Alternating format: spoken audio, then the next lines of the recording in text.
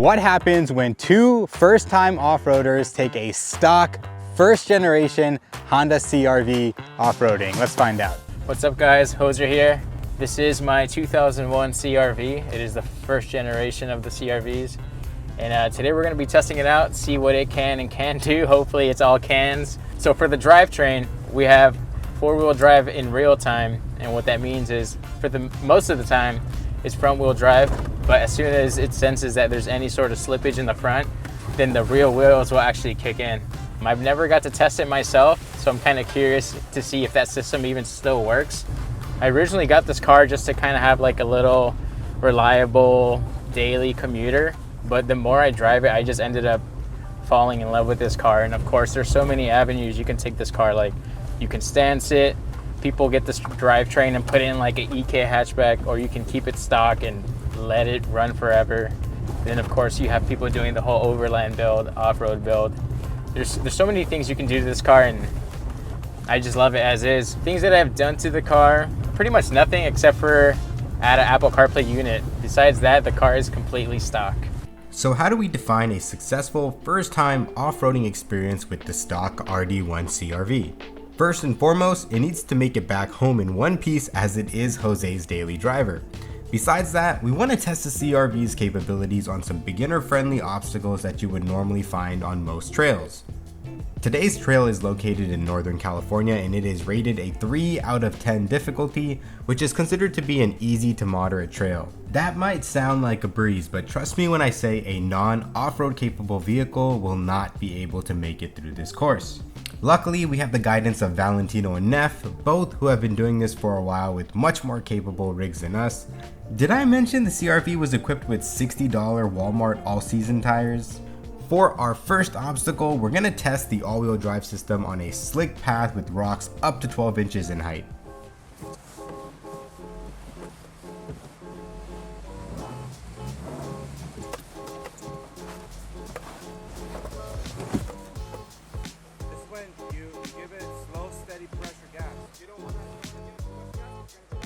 What about my wheel? How should I have it right now?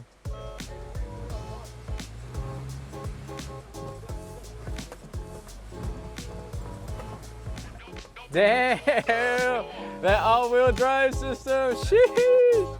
So yeah, for the first time, I felt the Honda four-wheel drive in real time system, and it works, man. It did its job. No crazy whining from the diff or anything. It did its job, and of course I wasn't in anything crazy, but it got me out of the situation, which is super cool. Next up on our obstacle checklist, we're gonna get a little dirty. It had rained the day before, so these giant muddy puddles were scattered throughout the trail. Everybody get tight for the shot, tight for the shot. Full send.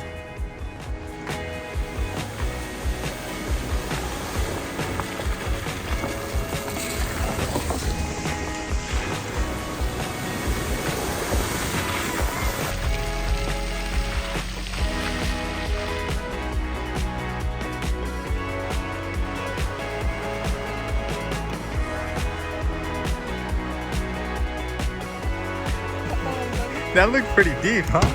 Oh, that? Yeah, for his car. Welcome to Jacket.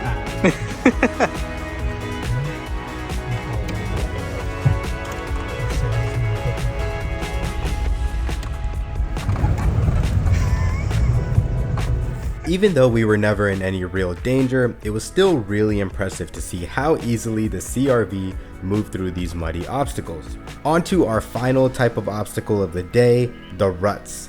Ruts are long, deep tracks on the path made by repeated passage of wheels of vehicles, and this is where we finally started to have some trouble.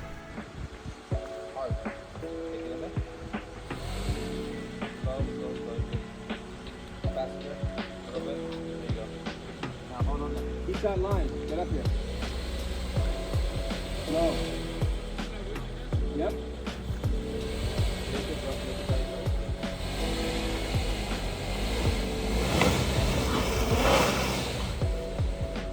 Keep that line.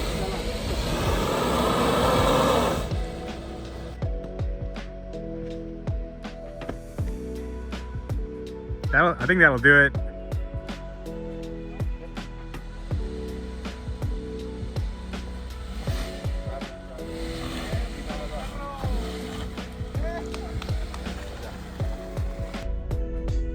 I got it through with a log. I honestly think that if the CR-V was equipped with a grippier all-terrain tire instead of the Walmart brand All Seasons, it would have made easy work of the ruts.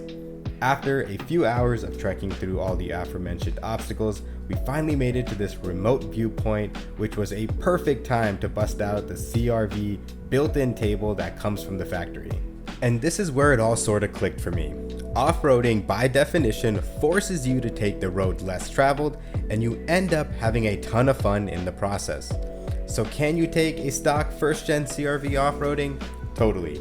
Can it benefit from a few upgrades like tires and a lift? 100%. But considering you can get into one of these for less than $6 grand, I think it's an absolute bargain, and I might be in the market for one. My name is Valentino, and I drive a 2022 Jeep Gladiator Rubicon. Honestly, I just love being out there, breathing pure oxygen and just having fun, you know. The CR-V performed pretty good. It went through everything we went through. I think a Honda CR-V might not be the best entry, just due to the fact that there's no 4 low or 4 high, no control over that. When you're talking about going obstacles and being technical with it, you need that 4 low to kind of have more of a response to exactly where those tires are going, right? For example, like when we went into the rut, it was hard for the computer to tell what tires needed what. Having 4 low, having 4 high is definitely a little more controlled, but all-wheel drive has proven itself so far pretty good, but it's less control, more send it, in like a fun way. Hello, my name is Neftali Diaz, and my rig is a 2018 Jeep Wrangler JK.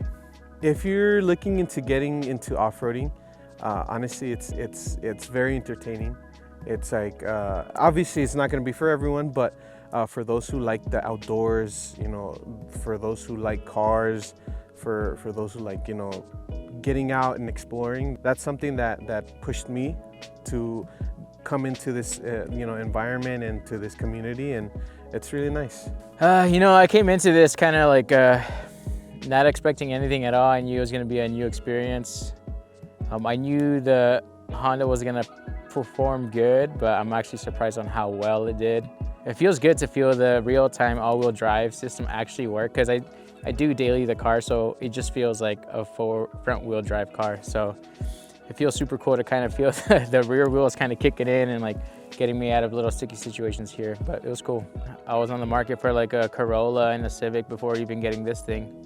But once I got this, of course, you know, my passion for cars got me into one rabbit hole. And then once I saw that you can do like so many things on a stock setup alone, I was like, damn, like I want to test it. I'm not about that life yet, but it's super fun to kind of throw the car out there and be like, damn, it could do, you know, certain things. If anyone has a car that is somewhat capable of doing this kind of stuff, at least do it once. Hopefully you're as fortunate like me and have someone that knows what he's doing, because it's super helpful to have someone kind of guide you and help you kind of approach things, but definitely worth coming out and doing something like this.